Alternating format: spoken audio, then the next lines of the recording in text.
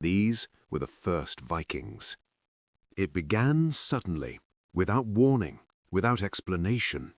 In the year 795, unknown ships appeared off the Irish coast. Long, narrow vessels carved with dragon heads. Men stepped ashore, armed, fast, and merciless. They struck a small monastery on the island of Lambay. Monks were killed, buildings burned, treasures were taken.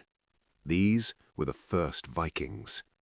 At first, the attacks were quick raids. Hit the coast, loot, disappear back into the sea.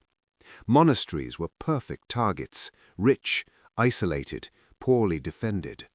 Gold and silver meant nothing to monks, but everything to warriors from the north.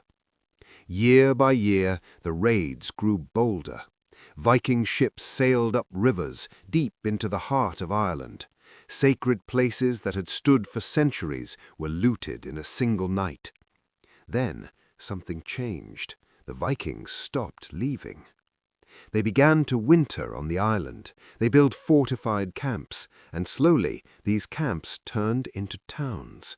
Dublin, Waterford, Wexford, Cork, Limerick, the first true cities in Irish history. Before the Vikings, Ireland had no urban life. People lived on farms, in ring forts and monasteries. The Vikings brought something new: trade, coinage, shipbuilding, and connections to a wider world. But they did not rule alone.